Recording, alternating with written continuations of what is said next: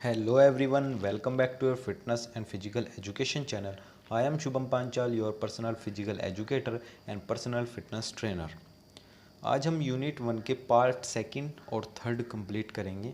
जो part first हो चुका है उसमें हमने Olympic, Asian Olympic, para Olympic और स्पेशल ओलंपिक के बारे में सब कुछ क्लियर और एक स्टोरी के व्यू में बता दिए। जिसने वो वीडियो नहीं देखी बच्चों, जाके प्लेलिस्ट में चेक करो, वीडियो बहुत ही अच्छी है। आपको एकदम स्टोरी लाइन में पता चल जाएगा कि एशियन ओलंपिक कैसे स्टार्ट हुए और कैसे वो बंद हो गए। तो चलो आज की बात करते हैं। आज हम जो टॉपिक करेंगे इसमें पार्ट सेकंड और थर्ड इन्वॉल्व है, ठीक है। तो आज हम बात करेंगे ओलंपिक सिंबल्स के बारे में, ओलंपिक आइडियल्स के बारे में और ऑब्जेक्टिव और वैल्यू क्या है ओलंपिक्स की।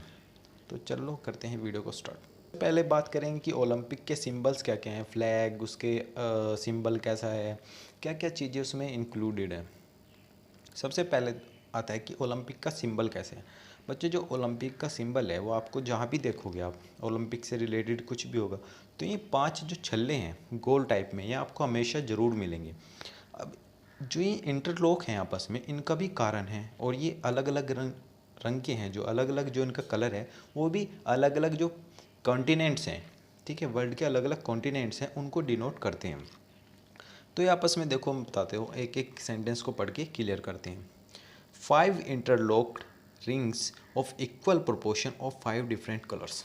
वही बात है कि 5 अलग अलग कलर के छल्ले हैं जो कि अलग अलग कॉन्टिनेंट्स को दर्शाते हैं।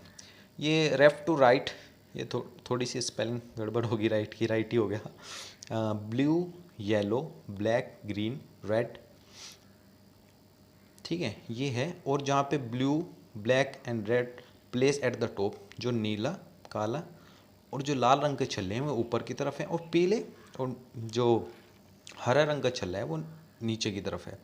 अब बच्चों, ये जो 5 छल्ले हैं ये हमारे जो कॉन्टिनेंट्स हैं, Asia, Africa, Europe, America, Australia, इनको दर्शाते हैं। और ये इंटरलॉक किस लिए हैं, कोई पूछे कि इंटरलॉक किस लिए हैं, ताकि ये जो हमारी यूनिटी को दर्शाते हैं, जो वर्ल्ड की यूनिटी है, इसलिए आपस में एक दूसरे से इंटरलॉक हैं। किस लिए, ताकि यूनिटी को दर्शाते हैं। ये हमारी जो यूनिटी है वर्ल्ड की उसको दर्शाते हैं। इस पर भी लिखा हुआ है लास्ट में, show the unity of all sportsman from the different continents. अब हमारा कॉन्टिनेंट कौन सा है बच्चों, हम आते हैं एशिया में। तो हमारा छल्ला कौन सा हो गया इसमें से, हमारा हो गया येलो कलर का, जो इसमें से गोल सर्किल है ये वाला, ये हमारा एशिया आ गया यहाँ पे, ठीक है। तो इसको याद रखना। ये यहाँ से इसमें left to right, left to right ऐसे दिया हुआ है। सबसे पहले blue, blue, yellow, let's yellow, black, Africa, green, Europe and the red one is America. Okay. फिर आती है बच्चों ओलंपिक फ्लैग की बात। अब जहाँ भी ओलंपिक्स कंडक्ट कराए जाएंगे वहाँ पे ओलंपिक फ्लैग ज़रूर होता है हमेशा। तो ओलंपिक फ्लैग में देखो बच्चों, ये जो हमने अभी पीछे पढ़े ये क्या थे, उनके सिंबल था। तो यही सिंबल इसके बीच में बिल्कुल रहता है। और ये किसके द्वारा डिज़ाइन किया गया, ये जो हमारे मॉडर्न ओलंपिक के फादर हैं कुबर्टीन जी, बैरन डी कुबर्टीन, उनके द्वारा 1913 में बनाया गया, ठीक है। 1913 में तो उन्होंने बनाया था, रिलीज़ कब हुआ कि मतलब ये ऑथराइज़ कब हुआ, 1914 में। और ये कैसा था, वाइट रंग का जो इसका बैकग्राउंड था। वाइट रंग का क्यों था, क्योंकि वाइट रंग जो है शांति का प्रतीक है बच्चों। और फिर 5 छल्ले इंटरलॉक क्यों हैं, हमने पीछे बात की, इंटरलॉक इस वजह से हैं ताकि वो जो हमारे कॉन्टिनेंट्स हैं वर्ल्ड के, वो उनको यूनिटी को दर्शाते हैं। उनकी जो यूनिटी है उनकी यूनिटी दर्शाती है। अब ये तो हमने बात पीछे कर ली, कौन कौन सा कलर है, कौन सी कंटिनेंट का है, ये हमने बात कर ली। और जो ये फ्लैग था ये सिल्क का बना हुआ है और 1913 में ये डिज़ाइन हुआ। लेकिन जब यूज़ कौन से ओलंपिक में हुआ, ये यूज़ हुआ 1920 के एंटवर्प के जो ओलंपिक है ना, उसमें ये पहली बार यूज़ हुआ। तो किसने बनाया, बेनेडिक्ट कुबर्टीन जी ने बनाया। कब बनाया, 1913 में। लेकिन यूज़ कब हुआ, 1920, 1920 के जो ओलंपिक्स हुए उसमें पहली बार ये फ्लैग यूज़ हुआ। फिर आती है बच्चों ओलंपिक टॉर्च की बात। ये क्या होता है, जैसे टॉर्च जो ये इसने हाथ में ली हुई है ना, इसको कहते हैं ओलंपिक टॉर्च। और ये ओलंपिक फ्लेम है। जो बच्चों सबसे पहले ओलंपिक फ्लेम जो है वो सबसे पहले इंट्रोड्यूस कब की गई, मैं यहाँ पे ओलंपिक फ्लेम की बात कर रहा हूँ जो ये जल रही 1928 में। कहाँ पे? नीदरलैंड में ओलंपिक्स जो गेम हुए उसमें सबसे पहले इंट्रोड्यूस हुई। और जो टॉर्च सेरेमनी हुई वो सबसे पहले कहाँ हुई? बर्लिन में 1936 में। जो टॉर्च सेरेमनी हुई वो कब हुई? 1936 में। अब इसमें क्या होता है बच्चों, जो ओलंपिक फ्लेम है वो जहाँ कहाँ से हमने पिछले उसमें बात की थी कि एशियन ओलंपिक कहाँ शुरू हुए? ग्रीस में। तो वहाँ पे एक हेरा जो है उनकी गॉड थी, ये उनका एक मंदिर है। तो वहाँ पे लाइट अप किया जाता है। लाइट अप कैसे किया जाता है? वो किसी चीज़ का यूज़ नहीं करते, वो सूरज की रोशनी से उसको जलाते हैं। फिर क्या किया जाता है? उसी मशाल को या उस टॉर्च को लेके वो जहाँ पे ओलंपिक होने हैं वहाँ पे वो टॉर्च जाती है और रनिंग करते हुए जाते हैं। लेकिन जहाँ पे ज़्यादा डिस्टेंस रहता है या ट्रैवल थ्रू एयर करना पड़ता है या शिप के थ्रू भी जाते हैं वो। और फिर उस जो उन्होंने ग्रीस से वो लैंप से जलाई है वो मशाल, उससे फिर जहाँ पे ओलंपिक होने हैं वहाँ पे जाके लाइट अप की जाती है किस चीज़ को? फ्रेम जो है ये जो फ्रेम, ठीक है, इस पे वहाँ से लाइट अप किया जाता है। और एक रिले के थ्रू उस पूरा चक्कर लगाया जाता है ऐसे, जहाँ पे होने हैं उस स्टेडियम का पूरा चक्कर लगाया जाता है। किसी भी अच्छे एथलीट से हो सकता है वो, ये नहीं कि इंटरनेशनल एथलीट ही हो, नेशनल एथलीट भी हो सकते हैं वो। उसका जो नाम है वो बच्चों सीक्रेट रखा जाता है, वो पहले नहीं बताया जाता। वो तभी आपको पता चलता है जब कि वो उसको लाइट अप करते हैं फ्लेम को। फिर आता है बच्चों ओलंपिक का मोटो क्या है। मोटो क्या है ओलंपिक का? ये 3 वर्ड हमेशा याद रखना, CTS, LTS, 4TS। इसका मतलब है बच्चों, CTS मतलब सबसे फास्टर, सबसे तेज। LTS मतलब हाइया, सबसे ऊंचा। 4TS मतलब सबसे स्ट्रोंगर, सबसे ताकतवर, सबसे जानदार। अब जो बच्चों ओलंपिक आइडियल से क्रीड है उसमें कहा गया कि जीतना जरूरी नहीं है। जो बेरिन जी कुबर्टीन जी थे, कुबर्टीन फादर ऑफ मॉडर्न ओलंपिक, उन्होंने क्या कहा कि जीतना ही सब कुछ नहीं है, आपको पार्टिसिपेशन करना है। और क्या? और आपको एक शांतिपूर्वक वर्ल्ड के जो है कंट्रीब्यूट करना है, एक मतलब कि अच्छी दुनिया बनाने के लिए, एक पीसफुल जो है वर्ल्ड बनाने के लिए कंट्रीब्यूशन देना है, जिसमें कि क्या हो? जिसमें कि म्यूचुअल अंडरस्टैंडिंग हो और साथ में फ्रेंडशिप की एक स्पिरिट हो, ठीक है।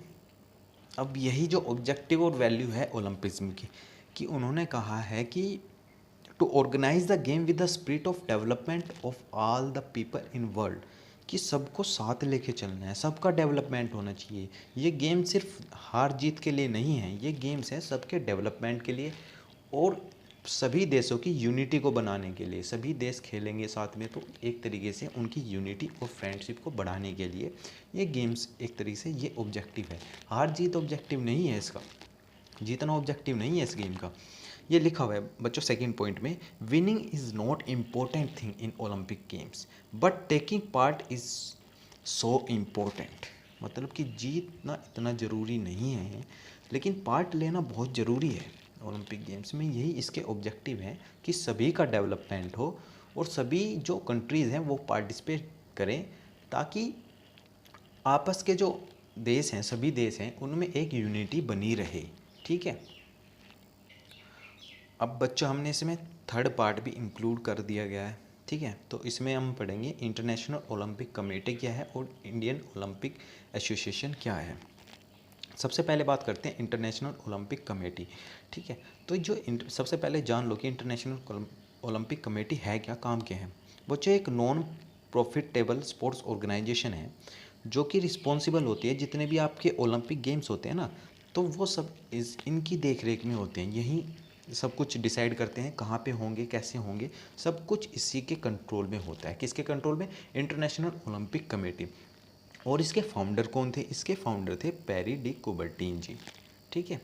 इसके फाउंडर थे पेरी डी कुबर्टीन जी। और ये रहा इसके डेट कब स्टार्ट हुई, 23 जून 1894 को ये स्टार्ट हुई, ठीक है। इसका गठन हुआ और ये बता ही दिया मैंने। और इसका हेड क्वार्टर कहाँ है? हेड क्वार्टर है इसका स्विट्ज़रलैंड में, ठीक है। ये आप देख सकते हैं, पेरी डी कुबर्टीन जी की फ़ोटो है और ये इंटरनेशनल ओलंपिक कमेटी का ये वही पीछे बैकग्राउंड में उसका सिंबल लगा हुआ है। अब फंक्शन क्या करती है इंटरनेशनल ओलंपिक कमेटी के, फंक्शन क्या है, क्या चीज़ें वो करती है और क्या उसकी ज़रूरत है। सबसे पहला पॉइंट है ensure the regular celebration of Olympic games. मतलब कि रेगुलर ओलंपिक गेम्स का इंश्योर करती है उनको, मतलब कि वो होते रहे, कंडक्ट हमेशा होते रहे ओलंपिक गेम्स, उनका एक तरीके से गारंटी लेती है, उनको मैनेज करती है।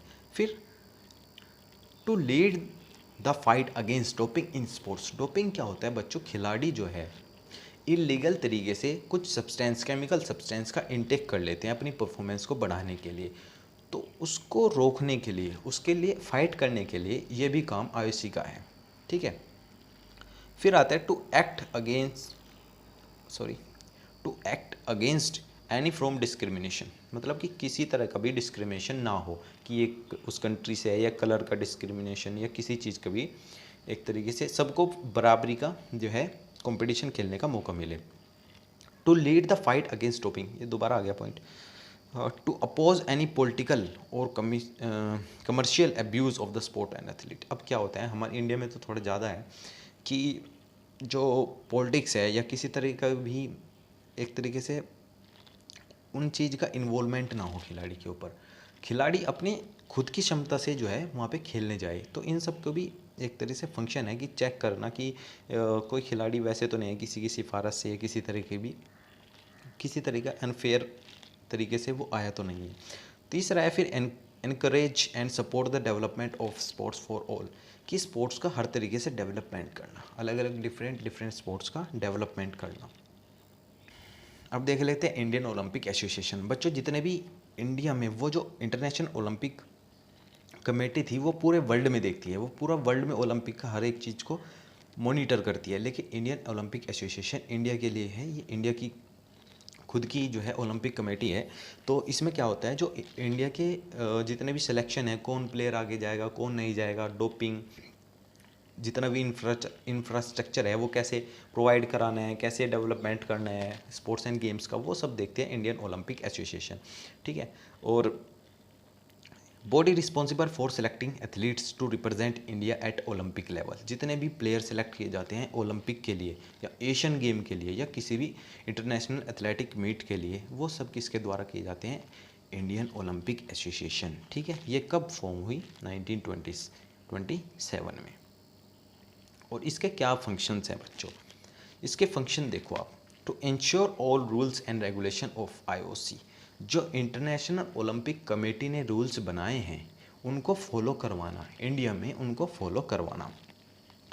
और action against any federation for misbehaviour और एनी अदर अनडिज़राइबल एक्टिविटी। मतलब कि अगर कोई फेडरेशन है या किसी गेम फेडरेशन है या स्पोर्ट्स की कोई भी फेडरेशन है, अगर वो मिसबिहेव करती है, रूल्स रेगुलेशन का पालन नहीं करती, तो उसके अगेंस्ट भी को एक्शन ले सकते हैं कौन, इंडिया ओलंपिक एसोसिएशन। और ये to promote encourage physical moral culture education of youth. मतलब कि वही एक तरीके से सपोर्ट करना, डेवलपमेंट करना स्पोर्ट्स का हर तरीके से। To develop and protect Olympic movement and amateur sports. मतलब कि जो ओलंपिक मूवमेंट है उसको चलाए रखना और उसके एक तरीके से उसको डेवलप करना, और से ज़्यादा पार्टिसिपेशन हो उसका हमारे इंडिया की तरफ से।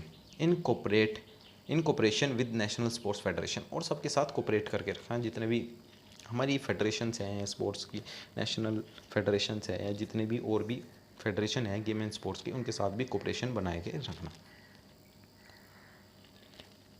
तो बच्चों सेकेंड यूनिट भी हमारी कंप्लीट हो चुकी है।